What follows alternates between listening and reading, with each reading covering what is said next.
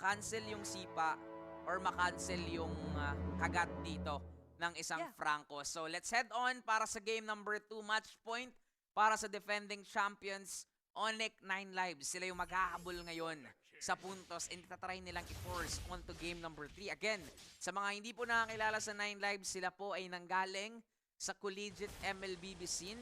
So sila ngayon ay nagpapakitang gilas at nagpapakilala sa MDL. Ang tanong, kaya ba nilang tapatan agad ang defending champs? They need to live up to their name, diba?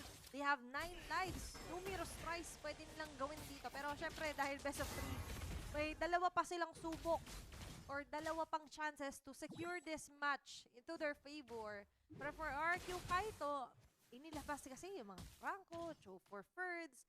And Diba? imagine yung mga isolation plays. Hindi lang isolation. Yung mga panggugulong pwedeng gawin din ni Xnova. Definitely not onto the hero alone, but also sa mga buff na pwede niyang i-delay. Diba dito, para sa Onyx 9 Lives. Pero babalik tayo dito. Ayun na nga. Kakasabi ko lamang! Ayun na Kakasabi nga. ko lang! Hindi niya na hinatak, Kwarti! Inatak niya para ma-secure niya. Ano eh, yung Hindi hook pa delay pinang-last eh. hit. Kaya nga, hindi pa na delay kailangan eh. na hatakin kasi lumast hit na po. Oo nga.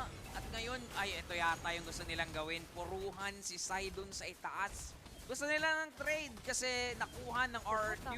Si Awids on the bottom lane. Nakakuha din naman ng platings dito. Oh my Pero gosh. mas lamang pa rin ng RRQ kasi bukod sa kill na nakuha nila, basag ng RRQ yung torre ng 9 lives dun sa bottom lane. Para madadagdagan ng mga trivia natin na fastest third destroyed ngayong season. Wala pang 2 minutes, no? Wala pang 2 minutes, nagawa na po agad yan ng RRQ Kaito. And Onyx 9 Lives on the other hand, okay na rin kahit papano kasi na ginawa nila is kumuha ng gold plating doon sa top at hindi agad na punish po yung kaninang gold gainer na si Codrex. Sabi nga kanina ni Joshi, parang okay nang kahit lugi sa trade basta may trade. Basta may trade, di ba? And definitely for Onyx 9 Lives ngayon, nakikita natin na they're trying to regroup. May Matilda naman sila eh. So kahit papano, they still have that capability to ensure yung safety nila pag may lumalim. Kaso ngayon for RQ Kaito, sila naman yung may luxury. Diba? Hindi to necessity, luxury kasi ang ganda ng if ever man na hindi man kumonekta agad yung hook na Xnova, meron silang pang sure way of the dragon kasi from Birds na ngayon Anong pwesto nyo? Diba? Ayan na. Katulad niya, kakasabi ko pa lang sa'yo, ito sure yung sipa. Ay! Ayan pa yung hatak! Ito yung hatakan, tag of war. Kaya nga kung kanina may Johead Sushin combo, ngayon naman may Cho and Franco combo. At mukhang yung itaas naman yung kinokombo ng 9 lives. Pero nandito na ang kaharian ngayon. Kinagat na nga lang nandito ni Xnova si MCU1. Masisecure ni Sai yung kill na yun, making it a double kill. 2 members down in an instant.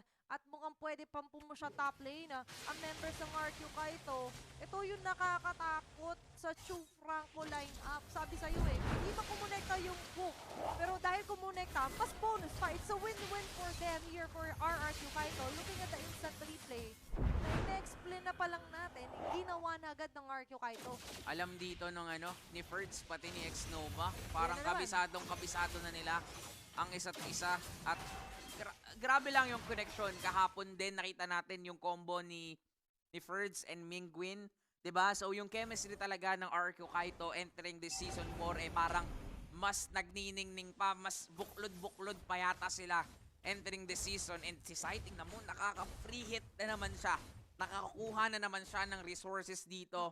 Space na naman yung napoprovide para sa mga damage dealers ng RQ. Definitely, Onyx 9 Lives needs to find a way. Pero ano nga ba yung way na yun? Of course, aasa ulit tayo sa pwedeng Grabe naman yun. dito na Matilda nila na si MZU1. Ano yun? Pero kakasabi ko palang, hindi na hero yung tina-target dito na Xnova.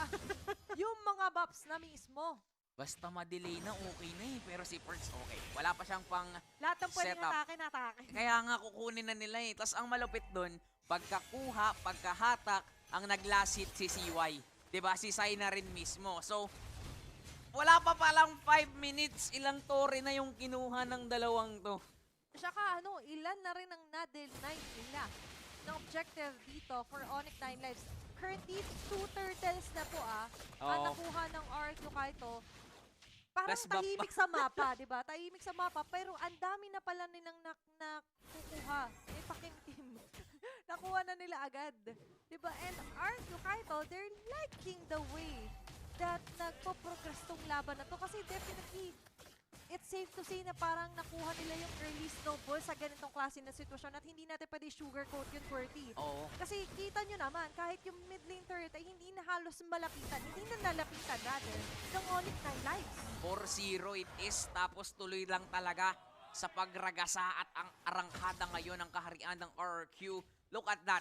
Naghahanap na naman ng setup. Ganun katapang si Ferds because he knows na kaya din naman niyang mabuhay sa mga sitwasyon at wala pang kayang pumatay sa kanya. Why? Kasi hindi naman burst heroes ang meron dito for Onyx 9 lives pero parang CY ang naantay, ang nakita pero Hindi umabot. grabe yung Cyclone ay din nakatulong sa kanya at ngayon parang kailangan lumayo ng 9 lives. Buti na lang hindi kumonekta ang hook ni Kuya Monova. So, Onyx 9 lives will live for another day. Ang kaso lang, mag-spawn na naman yung turtle. Ito yung tricky thing sa isang carry eh. Hindi man siya naka-purify, pero yung Cyclone Eye, may Phantom Step, may Flicker pa if ever. So ang Dami. daming way pa rin dito ni Syke kung sakali mong ma-isolate siya katulad ng ginawa ni Kain na makatakas without actually getting killed. Mm. For Onyx 9 lives naman, nakikita natin ngayon na sobrang evident na ang laki na naging epekto po talaga nung sa turret push. Wow. Mm. Turret na nga, turret pa yan.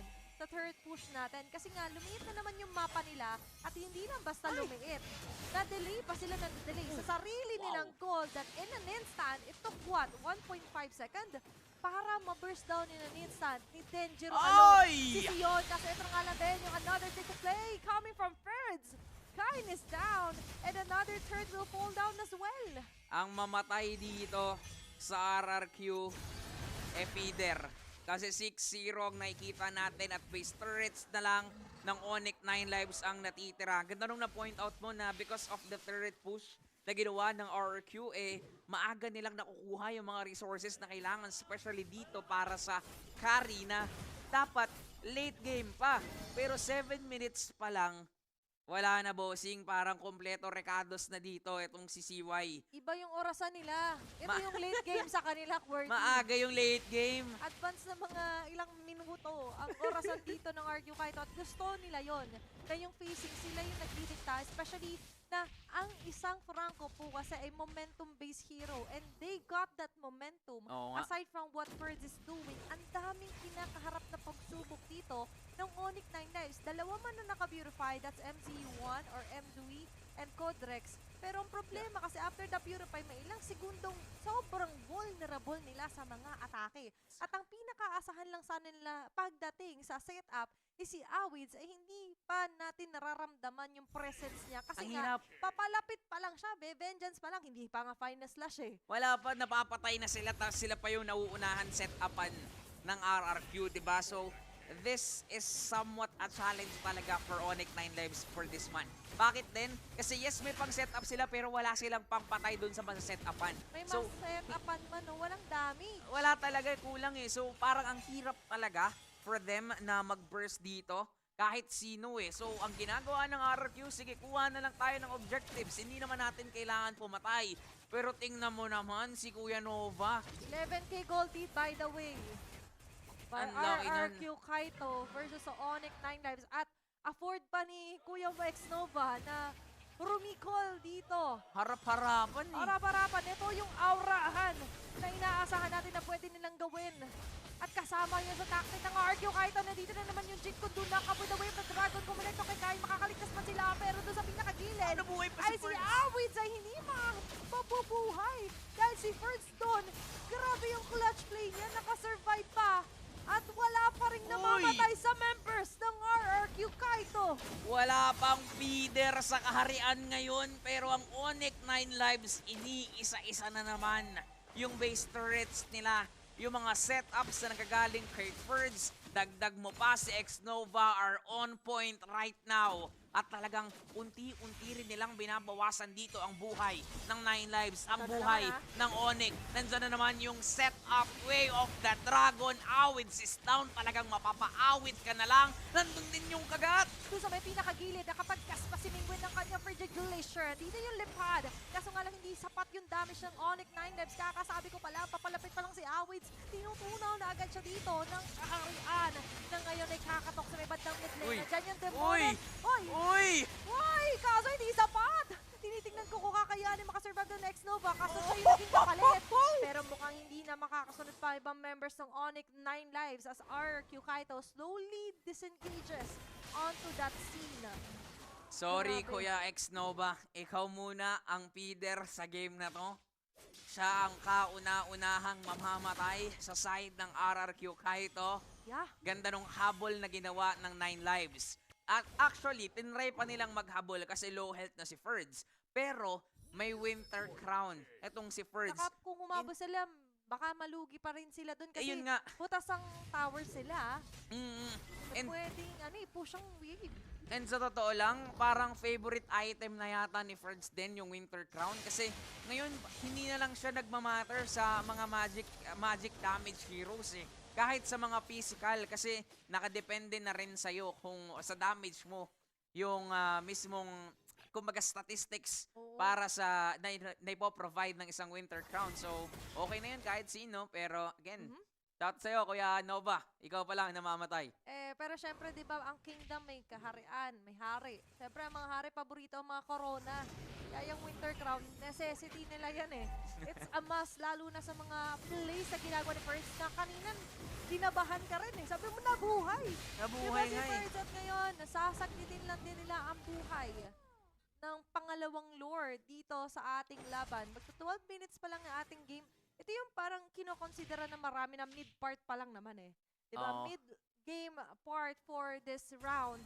At RRQ Kaito pa rin po ang may hawak ng lead in terms of kill, network man yan, and even current takedown. Ay! Ito!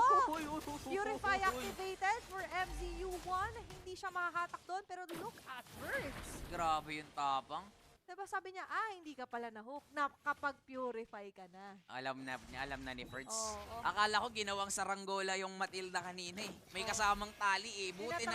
Buti na lang may purify. Sabi, mataas pala lipad nito ha. Pero ngayon, aabante ang Ay, Mario naku! Kaito. Ito na naman yung hatak. And look at that combination na ibibitaw sa kanila ng RRQ Kaito.